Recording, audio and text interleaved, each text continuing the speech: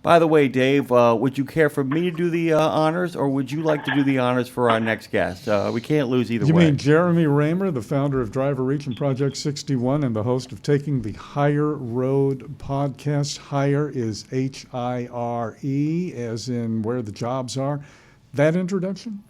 No, go ahead and you do it. Okay, I'll take care of that then. He's also going to talk about Nothing Without Trucking for the ATA in addition to Project 61. Jeremy, it is so good to have you on this new platform for our rapid fire show, Nemo Nation. How are you? And welcome aboard. Awesome. It's so great to be here, and I'm so excited to talk to you. Yes, we were having lunch together last time we were together in a room at a convention center someplace. Where was that? That was in Dallas, I believe, at Women in Trucking. That Women in Trucking in Dallas. Yeah, we had the Yeah. box lunches. Yeah, I remember that. Always great to see you. Always great to hear what you have to say and the work that you were doing. Where do you want to jump in? I mean, there are kind of three areas we can go into here. Well, I know the last 3 years have been a struggle, for the industry, and I certainly felt it, as probably many of your listeners. But I think what has really gotten my passion going the last year and a half or two is driver health. It's an epidemic, it's a crisis, and that's something that I think is really important to really make a dent in, because an average life expectancy of 61. I mean, we have got to do better than that in America. I couldn't agree with you more, and given the uncertainty in the market, given the trials and tribulations of so many things that truckers are going through, my mom gave me some great advice just the other night. I was dealing with a whole bunch of stressful situations, and she looked at me and she said, of those things, what can you control and no one else has control of? And I said, well, I named the two or three things, and she said, then focus on that and leave the rest to work itself out once you've got that done. And even in these trying times, Jeremy, it's such a great message you have, because one of the things that people can focus on that no one else can stop them from doing is their health, right? You can make that decision and be the master of your own direction and your own freight. Even in the toughest of times, you can make the decision to live healthy, correct? Not only that, but no one is more responsible for your health than you, right? I mean, ultimately. Now, I say, and I 100% agree with you, I say that, this industry is not naturally conducive to a life of good health because of the challenging, food options when you're out on the road if you're not, prepared accordingly, and then also the sedentary lifestyle and challenges with sleep and stress. But to your point, you do have some control, but you need to be very intentional. Talk about that word, intentional, because it has a cousin named mindfulness that work together hand in hand. But talk about what you mean when you say intentional and intentionality. Yeah, perfect. So I'm a driver. I'm taking off for a 5-day run. If I just lock and load, the day of or morning of and just take off, then I am at the mercy of what is available wherever I stop. And I'm hungry now. And that is not intentional. Whereas if I knew that I was going to be gone for 5 days and I packed my refrigerator with good, satiating, protein and filling foods, healthy human food, not processed, packaged, refined carbs and sugar.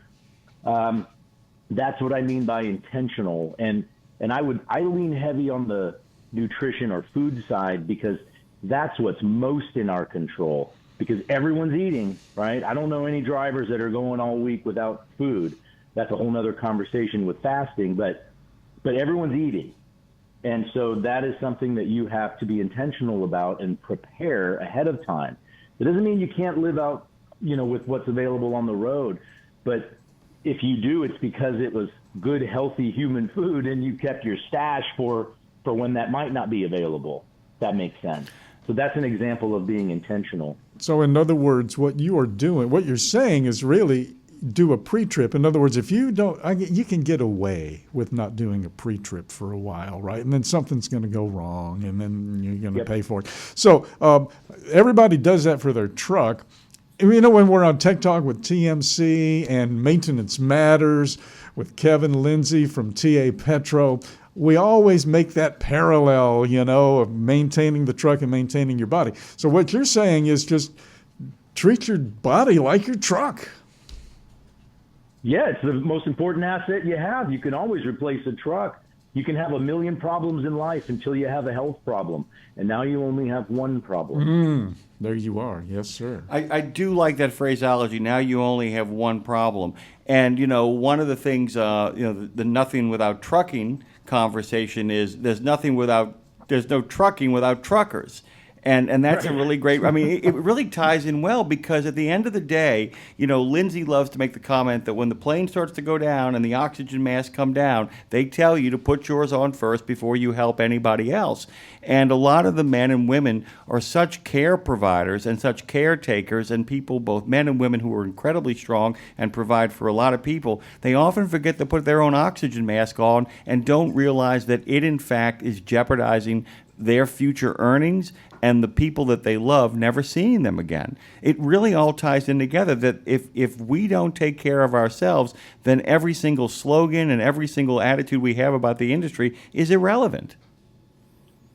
Yeah, and I think, and I talk about this a lot, about connecting the dots, and what I mean by that is finding your why. Because what I am talking about here is making, in some cases, some pretty significant changes in what you eat or don't eat, how you move, and being focused on getting and disciplined with getting as consistent and solid sleep as you can. That takes work, right? That's not easy. And some pretty serious changes in behavior. And for that to really hold and last, it's got to be connected to something that you really have a strong why, rooted deep. And almost all of us can point to a spouse, a child, a grandchild, somebody in your life that you want to be there for, that you want to see grow up. And that's the kind of thing that when you think of it through that lens, you're like, well, yes, I have to take care of myself, because I know if I don't, this is the path. There are plenty of lives that have passed before me that because they didn't take care of themselves, as a result, the average expectancy is 61. I have to do better than that because I have people in my life that I care about, that I want to be around. I mean, what's more important in life than those things? They have a lot of companies now. They advertise all over the place where they send you meals. You know, you sign up and they send you stuff and you just heat it up and eat it. I don't know. I don't know how expensive that is and all of that. But is that part of a solution for you? Did you recommend? Do you know what I'm talking about? I can't remember the names of some of these things, but you know what I'm talking about. Yeah, no, and I think it's a lot harder for truck drivers because of their being on the road. Where do you send it? Yeah, but I think having that available and accessible at a affordable price, relatively affordable, and I say that because you can't say, yeah, it's expensive because I can get 99 cents and I can get two of these things. Like, but that's not human food, so you're not comparing apples and apples. You know. Yeah. But still, it's important to you're either going to pay for it now or you're going to pay for it later. You've got to take care of your health. You got to eat good food, and that's definitely high on the agenda of Project 61's mission, is to work closely with the best truck stops out there about making sure that they've got good human food options. And candidly, everyone that I've talked to, they are so supportive, and they will share the fact that they have always, allowed and provided good food. The challenge has been they don't buy it. And that is part of the education piece. And we as an industry have to be more supportive and understanding. If we want them to be healthy and eat healthy, then we can't put them in positions where they're, almost forced to grab something quick and easy while they're driving, that's just most likely not going to be the best option for them. They're hungry, so they want to eat something, but they need to eat good human food. Is time crunch, in other words, you get a lot of feedback from a lot of folks out there who are in the program, who are, doing it, trying it, working it. Do they, is time crunch like on the top of everybody's list in terms of why I'm not eating better? I just got to grab and go. Certainly. I mean, there's certainly a lot of stress, and I'm no different. I feel that same time stress too, except I understand how important this is, so I'm not going to allow that to dictate what I eat, which is why I say, I talk about being intentional. Yeah. I'm very intentional. I know I work backwards from wherever I need to be or whatever I need to do to make sure that I'm going to get proper fuel in me, and that's it. It's nothing fancy. I mean, now I have the luxury, I'm not a driver. I had the luxury of this morning of making an omelet with broccoli, spinach, mushrooms, avocado, feta cheese. That's just good. Oh, and some black beans. That's just some good, healthy human food. That's the sort of thing. A lot of protein in there. Yeah, tons. And it's delicious. It's so funny, too, because I think about that, and I often tell people if you really want to lay off the sweets and lay off the salt, and, Dave makes the great joke when they said, how long did it take you, Dave, to make the adjustment from working nights to working days? And Dave's great joke is a day. And what I'll tell people is just lay off of actual sugar for about 2 to 3 days and then eat a banana and then see how wonderful it tastes. Delicious. And people forget that all the time. For breakfast this morning, although I have full disclosure, and Dre will back me up, I have a donut every single morning. It is the only thing I eat like that over the course of the day, and it's spectacular, and then I move on. But what I usually have at my mid-morning breakfast around 10 is I'll often have oatmeal with almonds and pecans and raspberries and bananas, and that literally, the other thing is, too, we don't talk about the fact that that's a big meal and can last you for most of the day. People often, the portions that people eat, Jeremy, are way out of whack. A lot of people think they're in calorie deficit, and they're not. Has that been your understanding of it? Yeah, there's not too much calorie deficit in America. This is not just a trucking issue, mind you. This is an American issue. But one of my favorite authors, his name is Michael Pollan. He's written a bunch of really good books about nutrition and food, and it's fun to read. It's not dense, but in 7 words, he gives this advice: eat food, and what he means is mostly human food, natural.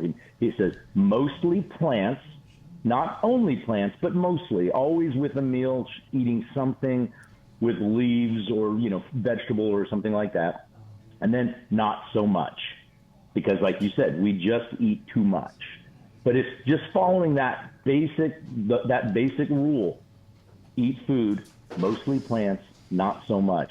Huge difference in our energy, in our satiety, just being full, and in also just in overall health.